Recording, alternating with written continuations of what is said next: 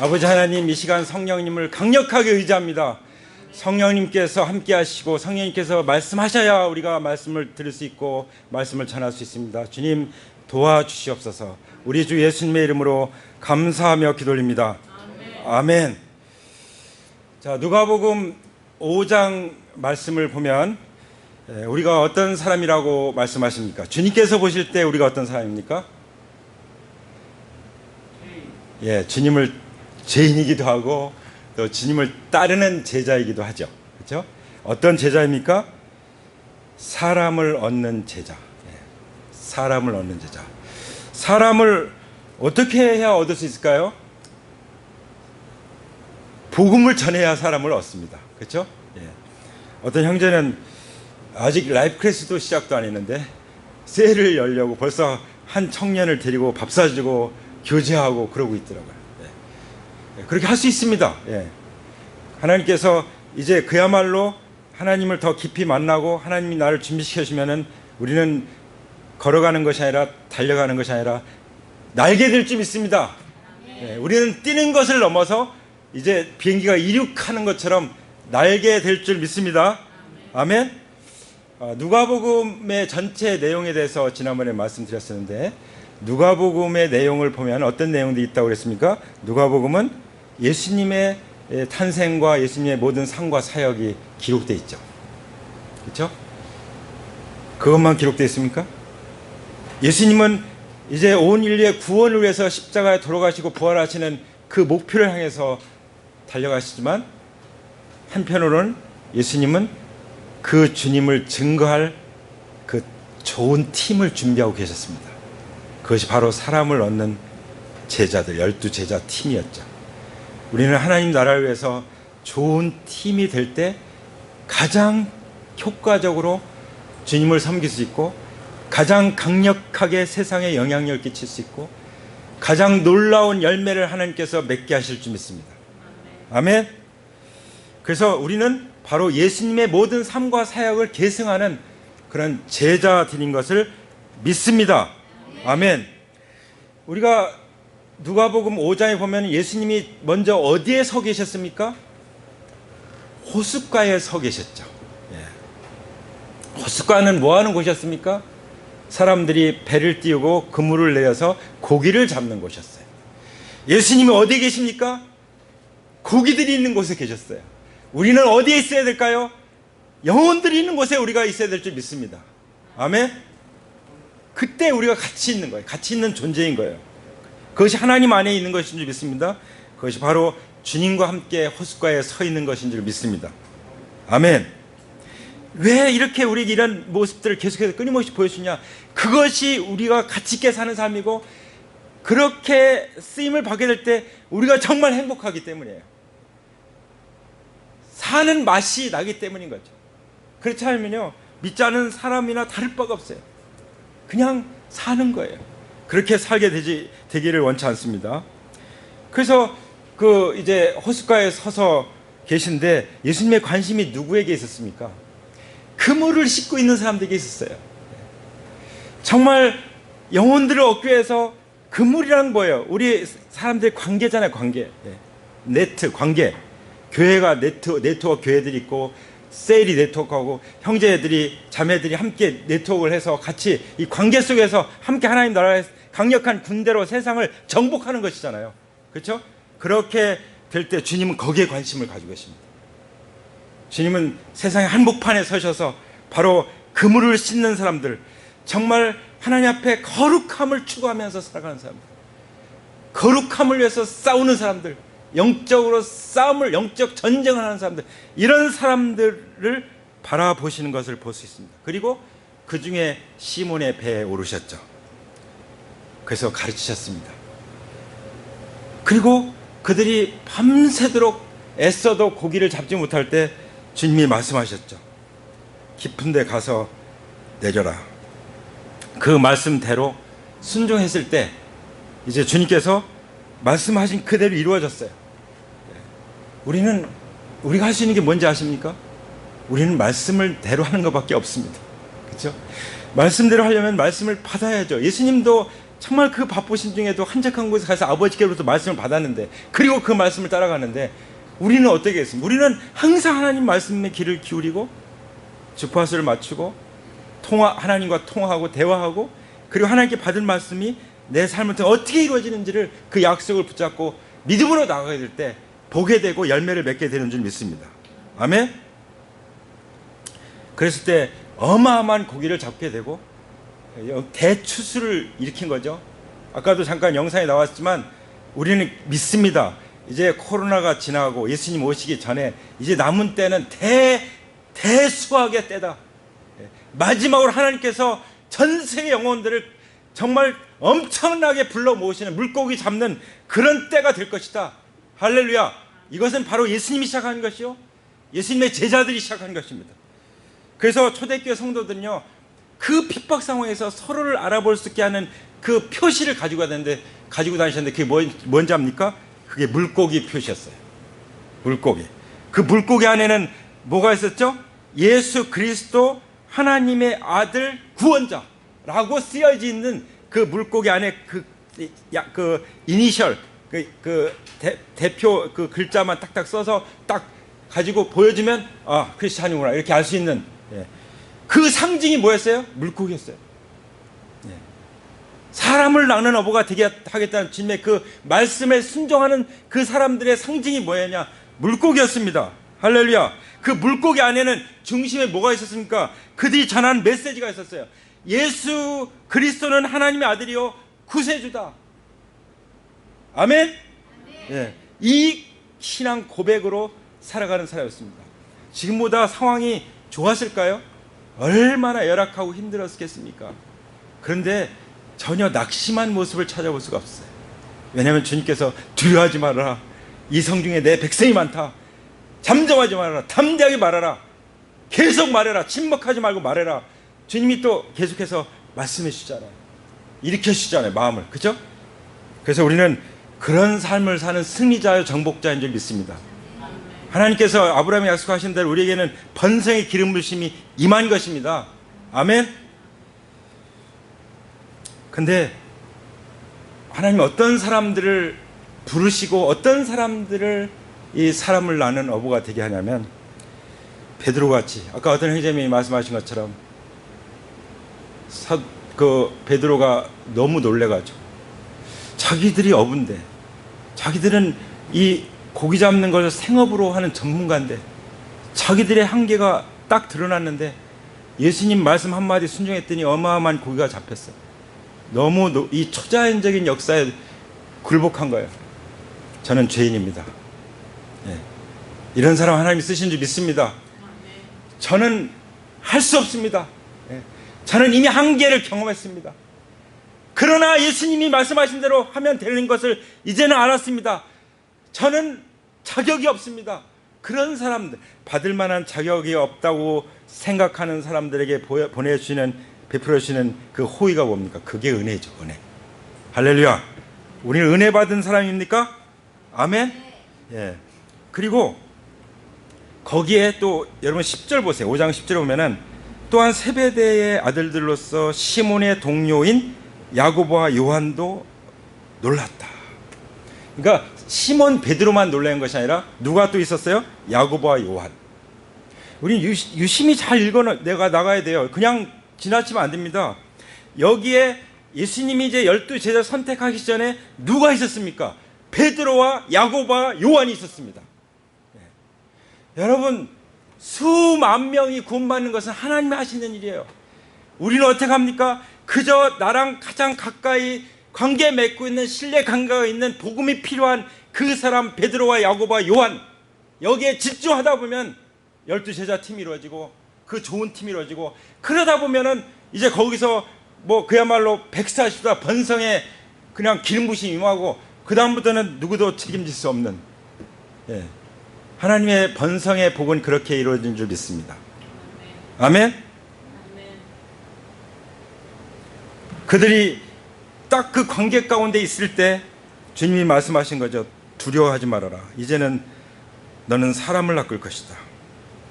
그랬더니 어떻게 했습니까? 우리가 지금 읽었던 그 레위 마태도 그랬던 것처럼 주님이 이 말씀 한마디 하셨을 때 시몬 베드로가 어떻게 했습니까?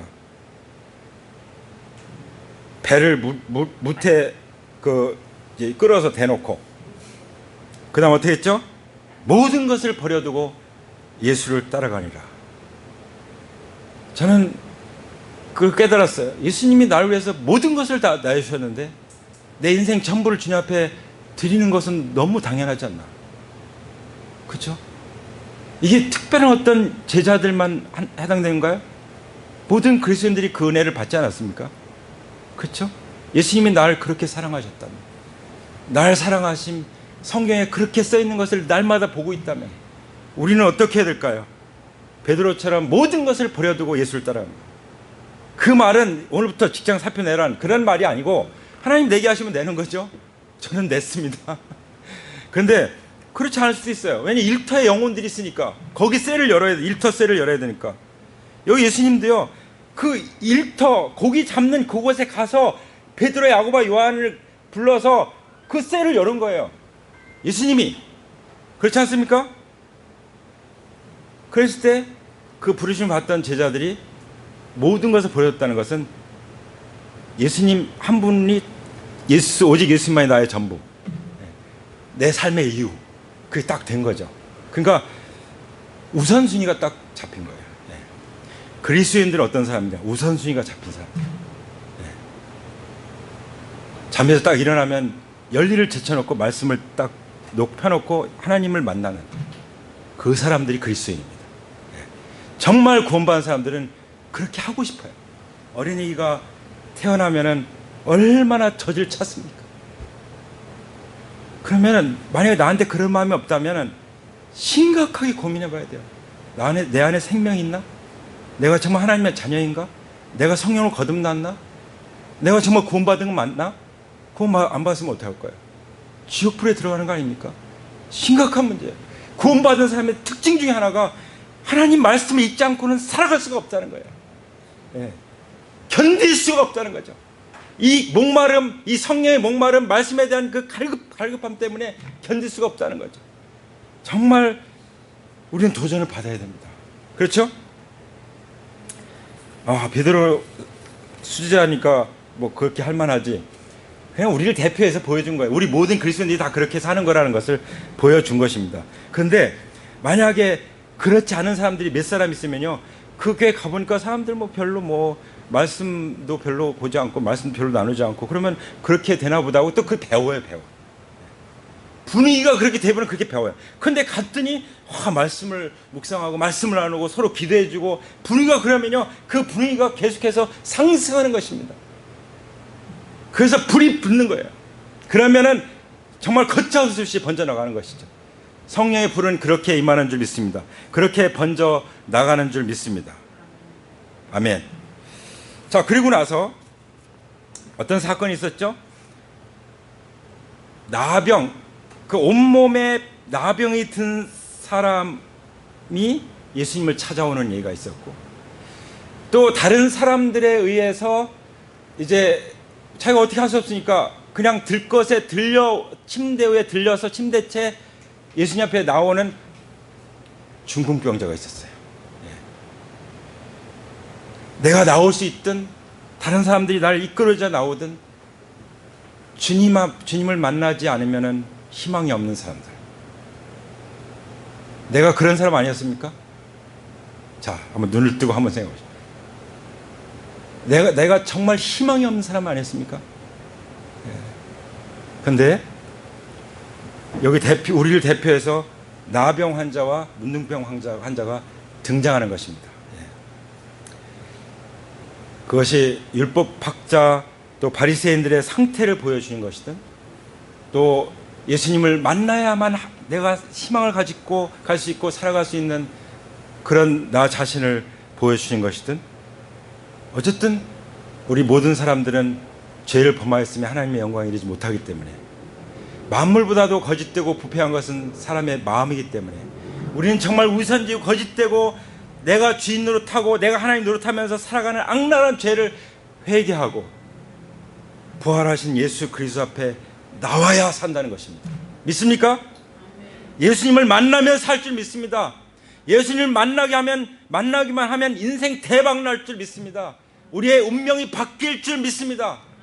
그래서 예수님을 만나고 또 만나고 사람들 예수님 만나도록 우리는 이끌어 주는 일을 하고 있는 것이죠. 왜냐하면 우리가 만나는 예수님은 창조주시잖아요. 그리고 부활하신 주님이시잖아요. 하나님 나라의 통치자이시잖아요. 그렇죠? 그러니까 예수님이 말씀 한마디 딱 하니까 나병이 떠나갔어요. 할렐루야. 그러니까 나병 환자 나니까 온갖 병 사람들이 에게 소문이 퍼져가지고 주님의 말씀도 듣고 또 병도 고치려고 사람들이 몰려드는 것이죠. 그런 일들이 일어나게 될 것을 선포합니다. 그때 예수님은 또 말씀을 가르치시고 또 병을 다 고쳐주신 걸 볼 수 있죠. 그 다음에 18절부터 보면은 그런데 사람이 중풍병에 걸린 사람을 침상에 눕힌 채로 데려와서 안으로 들어가서 예수님 앞에 놓으려고 하였다. 이 말씀이 기록되어 있죠. 자, 중풍병 걸린 사람 어떻게 해야 됩니까? 그런 분들 참 많죠. 암에 걸리신 분들도 많지만 이 중풍병 때문에 정말 자기 마음대로 할 수가 없어서 도움을 받아야 되는, 그 얼마나 자존심 상하고 힘들겠어요. 그렇죠? 예. 저희 어머니도 그렇게 사셨었는데 어떤 때 이렇게 집에 가보면은 나 울었다 이러시는 거예요. 너무나도 자기 삶이 어떻게 할 길이 없으니까. 예. 그렇지 않으면 날아다닐 텐데. 그런 사람이 중풍병자예요. 그렇죠? 그래서 사람들이 그 사람을 예수님께 데려왔죠. 어떤 마음으로 데려왔을까요? 불쌍히 여기는 마음으로. 이 긍휼의 마음이 있으면 하나님이 역사하세요. 우리에게 긍휼의 마음이 부어지기를 기도합니다. 하나님의 마음이 부어지길 원합니다. 아주 넘치도록 부어지길 원합니다. 그러면 우리도 정말 이렇게 희망 없이 살아가는 사람들, 이런 사람들을 찾아가서 만나서 예수님께 인도할 줄 믿습니다. 혼자 안 되면 여러 사람이 같이, 여기 혼자 안 되니까 여러 사람들이 같이 침상에 눕힌 채로 예수님께 데려오려고 맘먹고 행동을 했지 않습니까? 기도도 많이 했겠죠. 예수님께 들어가면 낫겠다. 예. 그리고 딱 가보니까 도저히 들어갈 수가 없는 거예요. 사람들이 꽉 차가지고 오늘은 안 되겠다, 다시 오자 그랬습니까? 예. 보통 그러죠. 예. 지난주에 어떤 한 형제님이 같이 우리가 333 기도를 하는데 그 아는 동생이 수원에 살다고 그래서 오늘 우리가 기도를 시작하자. 근데 기도를 하고 있는데 벌써 수원에 달려가 있는 거예요. 하룻밤 자고 이틀밤 자고 그 동생 구원하려고, 예수님 복음 전하려고. 그래서 이때가 기회다 해가지고, 얘는 이제 부상을 당해가지고 이제 치료받고 회사 못 나오고 그런 상황이니까 가서 기도도 해주고 해야겠다, 복음도 전하야겠다. 그래서 가는데 가려고 하는데 부담스러워한다고. 그러니까 저 마음도 그러면 다음에 가야 되나? 이런 마음이 들잖아요. 그렇지만 하나님 주신 기회인데 놓칠 수가 없다. 갔죠. 갔더니 못 만난다고. 근데 내려왔어요, 결국은. 그래서 얼굴 봤어요. 왜 그러냐고 그랬더니 제가 소심해서요. 저는 그렇게 생각 안 했어요. 나를 싫어하나 보다, 예수님이 싫어하는가 보다. 근데 그러니까 사람들 만나는 게 너무 부담스러운 거예요. 진짜 주님 만나서 그 치유 받아야 될 사람인 거예요. 그렇죠? 그래서 복음 전하고 그 분이랑 같이 사는 또 다른 분 또 거실에서 앉아서 복음 전하고 그렇게 하고 오는, 그리고 또 그날 1대1 하는 하니까 수원에 가서 1대1 하고 그리고 돌아오는데 얼마나 기뻤겠어요. 그 형제는 신도림역에서 복음을 전하는데 확 눈물이 나더라는 거예요. 내가 복음을 전하고 있다는 사실에 대해서. 성령님이 기름 부시는 거죠. 주님을 전하니까, 부활을 전하니까 성령님이 너무 그냥 기쁘고 감동해서 이제 눈물이 흐르는 거죠. 네. 저는 그렇게 알아들 수가 있었습니다. 자, 그래서 우리가 본인이 원하든 원치 않든 어떤 때는 너무 인격적으로 대하기 때문에 영혼 구원 못해요. 어떤 때는 밀당이라고 하잖아요. 탁 밀어붙일 때도 있어야 되고 어떤 때는 좀 땡길 때도 있어야 되고 그런 것 같아요. 제가 전에는 그렇게 잘 못했는데 그런 게 필요하다는 것을 배우게 됩니다. 어쨌든 중요한 건 뭐죠? 예수님 앞에 내려놓는 거죠. 근데 어떻게 할 길이 없었어요. 그렇지만 돌아가지 않았습니다. 지붕으로 올라가서 지붕으로. 침대를 지붕으로 끌어올린다는 것이 쉬운 일입니까? 얼마나 정말 땀나고 힘들고 위험한 일입니까? 그것 다 무너지면 또 어떡할 거예요? 그렇죠? 그 모든 것을 무릅쓰고 지붕으로 올라갔습니다. 한없이 낭망하고 한없이 좌절된 이런 사람들을 예수님 만나고 해서 우리가 어떻게 그 사람들을 이끌어 올려야 되는 줄 믿습니다. 예수님 만나면 살 수 있다. 희망을 줘야죠. 지붕 위에 끌어올려야 되는 것입니다. 그럴 때 그 다음 올려는 왔는데 그 다음 어떡하지? 기와를 다 이제 풀어서 구멍을 내고 엄청나게 크게 냈겠죠. 그리고 거기에 딱 달아 내리는데 위에서 뭐가 내려오는 거예요. 예수님 앞에. 이렇게까지 하는데 예수님이 오늘 복잡하니까 다음에 하라, 오늘 피곤하니까 다음에 보자 그러시겠습니까? 주인공이 된 거예요. 그 많은 사람들 중에 주인공이 되겠습니다. 그래서 예수님이 이제 말씀하시는 거죠. 20절을 보세요. 예수께서 그들의 믿음을 보시고 말씀하셨다. 이 사람아, 내 죄가 용서받았다. 할렐루야. 그 사람의 필요는 병 낫는 것보다 더 중요한 필요가 있었어요. 우리는 사람들 이렇게 복음 전하려고 많이 좋은 일 많이 하죠.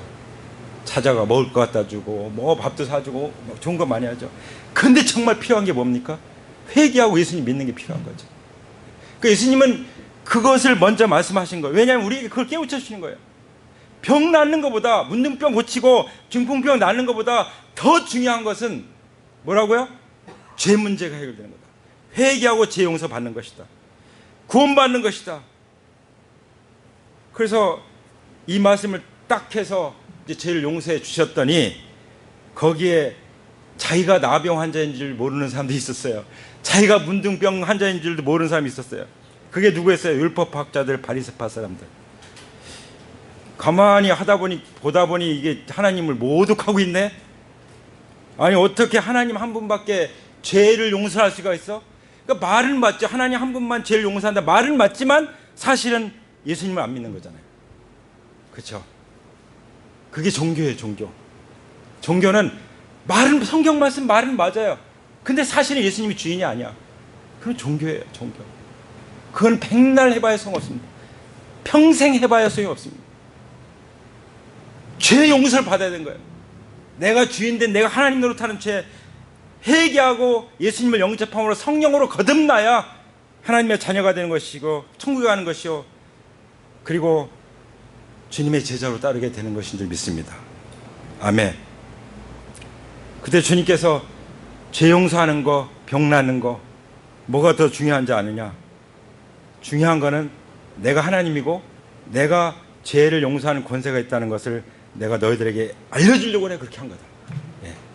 하나님 예수님의 의도가 중요하죠. 그렇죠?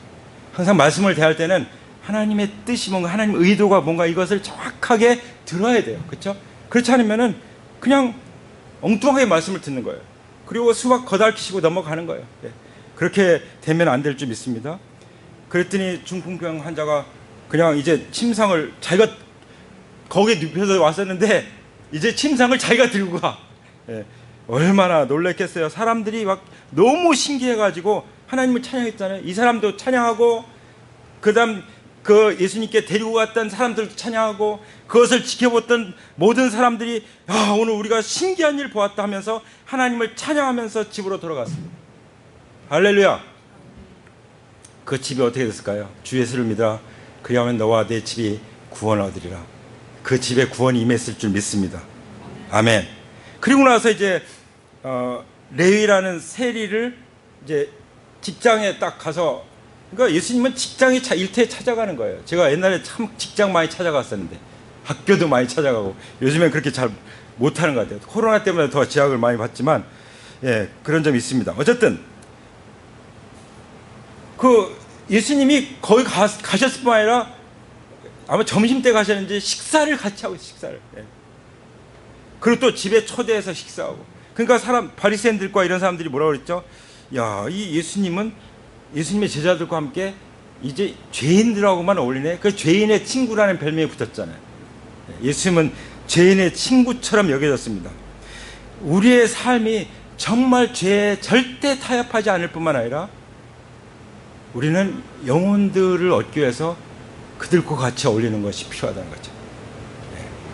같이 밥 먹고 같이 술은 안 마셔도 칠성소주라도 먹으면서 같이 그렇게 해야 영혼들을 얻을 수 있어요.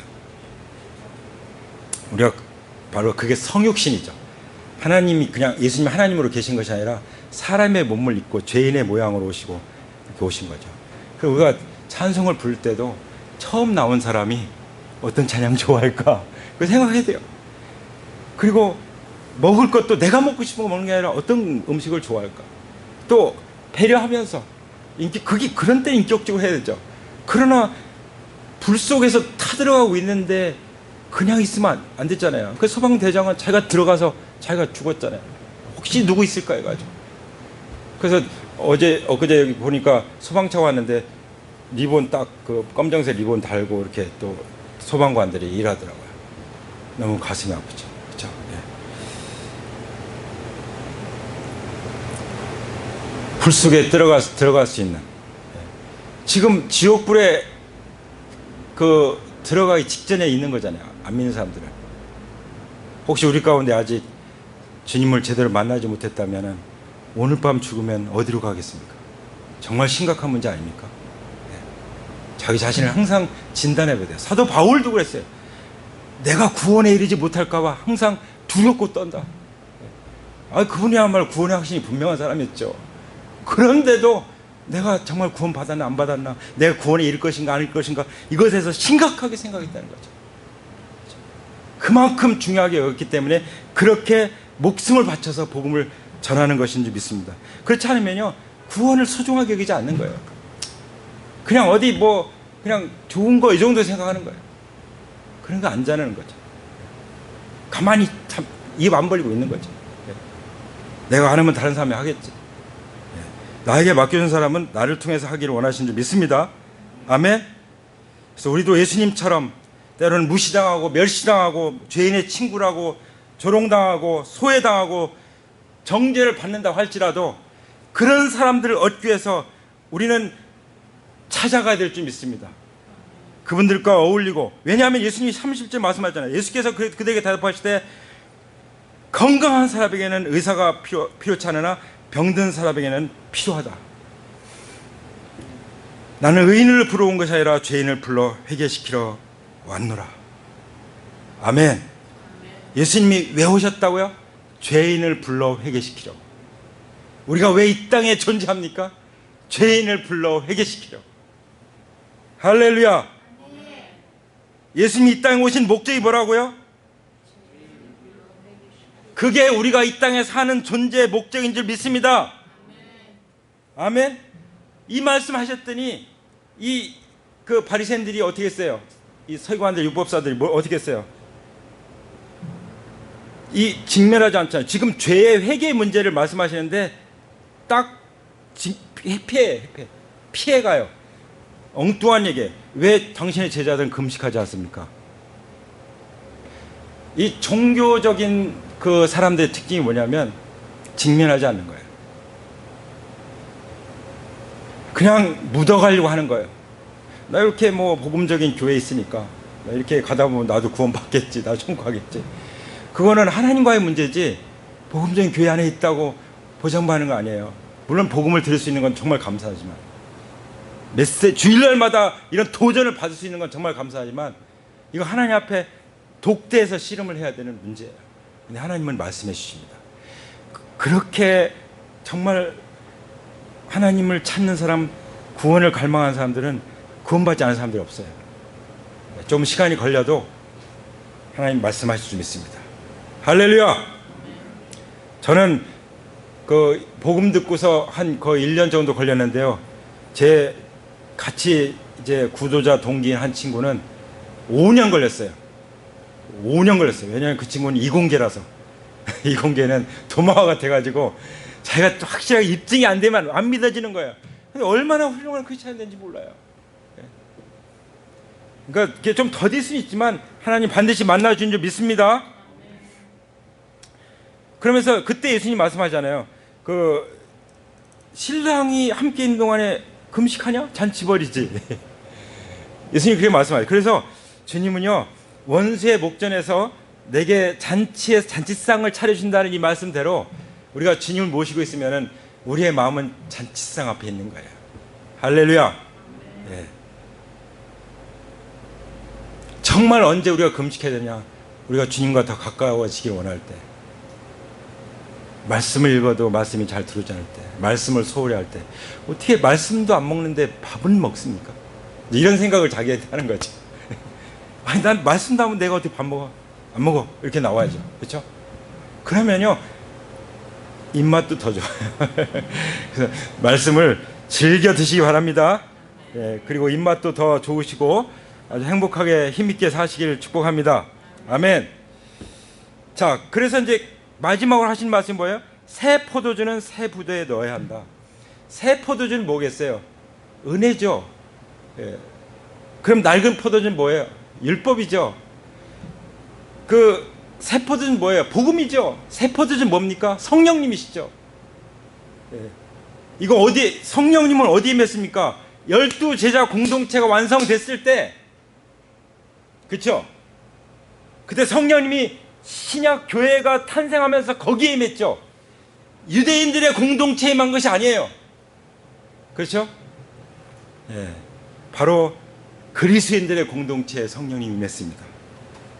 그래서 우리가 새 부대예요. 믿으십니까? 예. 우리 안에 성령이 임하신 줄 믿으십니까? 우리 안에 복음이 임한 것을 믿으십니까? 그러면 누리고 계십니까? 예. 그 은혜를 마음껏 누리시고 또 은혜 받으시고 또 은혜 받으시고 주일날 받으시고 매일 아침 받으시고 셀모에 받으시고 복음 전하면서 은혜 받으시고, 이게 베풀면요 더 풍성해져요. 복음을 전하면 누가 가장 기뻐요? 복음을 전하는 사람이 기쁘죠. 그렇지 않습니까? 예. 그 기쁨을 마음껏 누리시고, 혹시 그런 기쁨이 사라졌다면 회복하시기를 축복합니다. 아멘. 이 새 포도주와 이 낡은 것, 이 새 부대와 낡은 부대는 절대로 이렇게 어울릴 수가 없어요. 예. 전혀 달라요. 예. 유대교는 성부 하나님을 믿지만 성자 하나님 안 믿잖아요.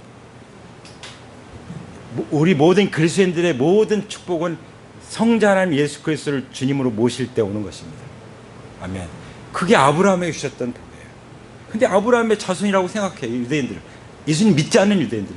성경은 뭐라고 말씀하십니까? 예수님을 믿는 믿음의 자손들이 복의 통로이고 복이다, 이거 복. 내가 복이다, 이렇게 말씀하시고, 내가 내게 복 주고 복 주며 번성케 하고 번성하겠다. 하나님 나라가 교회를 통해서 땅을 정복할 것이다. 세상을 정복할 것이다. 이 교회를 통해서 하나님이 하나님 나라를 완성하실 것이다라고 성경은 우리에게 보여주는 것입니다. 아멘. 이 비전을 바라보시고 하나님께 나가길 원합니다. 우리 다 같이 자리에서 일어나셔서 함께 기도하겠습니다.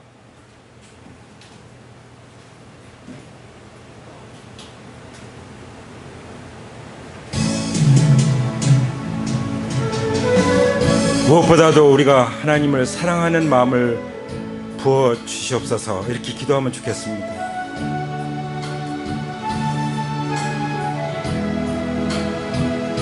시몬 베드로가 고백한 것처럼 저는 죄인입니다. 저는 문둥병자 같은 자입니다. 저는 중풍병자 같은 자입니다. 주님, 저를 불쌍히 여겨 주시옵소서. 저 같은 사람을 구원하시기 위해서 십자가에서 피 흘리시고 그 몸이 다 찢어지시고 심장이 터지시고 생명까지 아낌없이 내어주신 끊을 수 없는 하나님의 사랑, 그리스도 안에 있는 이 사랑에서 끊을 수 없는 그 사랑을 위해서 하나님께 감사합니다. 하나님 아버지, 내 평생 소원 주님만 사랑하겠습니다.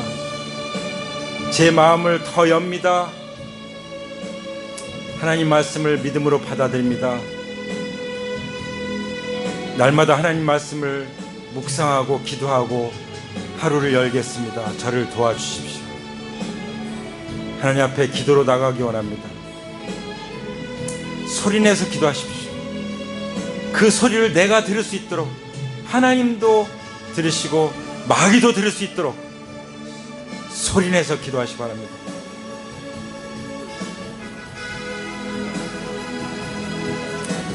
우리가 기도하는 것은 하나님께만 하는 것이 아니라 마귀한테도 들려주는 것입니다. 우리가 구원받기를 위해서 기도하지만, 병 낫기를 위해서 기도하지만, 우리의 기도가 하나님께 가는 것을 계속 막고 방해하는 마귀의 세력이 있습니다. 그 마귀의 세력은 예수님의 이름으로 떠나갈지어다. 암이든 중풍병이든 문둥병이든 어떤 병이든 예수님께는 고치지 못할 병이 없음을 고백합니다. 이 시간 우리가 예수님의 이름으로 강하게 꾸짖노라. 암에게 암을 꾸짖노라. 암은 떠나갈지어다. 모든 통증은 사라질지어다. 모든 혈관은 원활하게 흐를지어다. 우리 심령의 우울함은 떠나갈지어다. 우리 심령의 모든 불평과 불만은 끊어질지어다. 오직 감사만이 넘치게 해주시고 부활의 소망만이 우리 가운데 있게 하여 주시옵소서. 부활하신 예수님만이 우리의 삶을 다스리길 원합니다. 주님, 우리를 받아주시옵소서. 우리 모든 삶을 주님 앞에 올려드립니다. 모든 것 위에 최우선순위에 예수님을 모십니다. 주님, 모든 것을 버려두고 오직 나를 부르신 예수님만을 따라가겠습니다. 주님, 저를 인도하여 주옵소서. 성령님, 저를 인도하여 주옵소서. 주님의 말씀은 내 발의 등이요 내 길의 빛이오니 주님, 저를 인도하여 주옵소서. 주님의 말씀은 살았고 운동이 있사오니 제 몸과 혼과 영혼과 관절과 골수를 찔러서 치유하시고 새롭게 하여 주시옵소서. 주님의 말씀을 인해서 하나님께 감사합니다. 성령님이 우리 가운데 임하신 거 감사합니다. 주님의 그 7가지 보혈이 우리의 전인적으로 우리의 영혼과 혼과 몸을 온전케 하시는 걸 감사합니다. 주님, 우리 안에 그리스도의 형상으로 임하게 하여 주옵소서. 빚어주시옵소서. 그리스도의 형상을 빚어주시옵소서. 성의 열매가 맺혀지게 하소서. 아버지, 세상을 정복할 수 있는 영혼 구원의 능력으로 임하여 주시옵소서. 성령님이 임하셨사오니 권능으로 임하여 주시옵소서. 땅끝까지 그리스도를 증감으로 말미암아 우리가 온라인 교회를 통해서 전 세계를 정복할 것입니다. 아버지 하나님, 우리가 베드로와 야고보와 요한을 얻게 될 때 12제자의 좋은 팀을 이룰 것이며 144명의 이 번성의 단계에 이를 것이며, 아버지, 그 다음에 하나님께서 행하실 그 일들에 대해서 우리가 상상을 못할 것을 믿습니다. 주님 오시기 전에 이루어 주시옵소서. 우리에게 주신 하나님 나라의 꿈을 우리가 붙잡습니다. 주님의 말씀대로 살아가야 될 때 그 꿈을 주님께서 이루실 줄 믿습니다. 할렐루야. 이 시간 주님을 높입니다. 하나님 아버지께 경배를 드립니다. 부활하신 주님을 찬양합니다. 십자가에 죽기까지 자기 몸을 내어주신 그 은혜를 위해서 하나님께 감사하고 우리의 모든 삶을 주님 앞에 기쁨으로 바칩니다. 주님 받아주시고 주님 뜻대로 사용하여 주시옵소서. 우리가 하고 있는 그 일터 안에서 영혼들을 얻게 하시고 쇠를 열게 해주시옵소서. 예수님이 그렇게 하셨던 것처럼, 제자들이 그렇게 하셨던 것처럼 우리가 사람을 얻는 제자로 준비되게 해주시고 쓰임받게 하여 주시옵소서. 열매를 맺어 아버지께 영광을 돌리게 하여 주옵소서. 이를 위해서 주님 안에 거하겠습니다.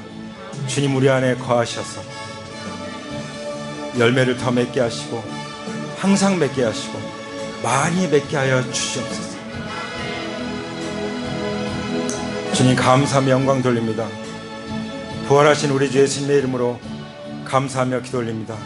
이제는 우리 주 예수 그리스도의 은혜와 아버지 하나님의 사랑과 성령님의 교통하심이 사람을 얻는 제자로 살아가기 위해서 주님의 부르심에 응답하는 우리 모든 하나님의 자녀들, 하나님 나라의 동역자들 위해 하나님의 귀한 자녀들 위해, 그리스도를 따르는 제자들 위해, 그 가정의 일터에 이제로부터 영원토록 함께 하시기를 부활하신 예수 그리스도의 이름으로 간절히 축원합니다. 아멘.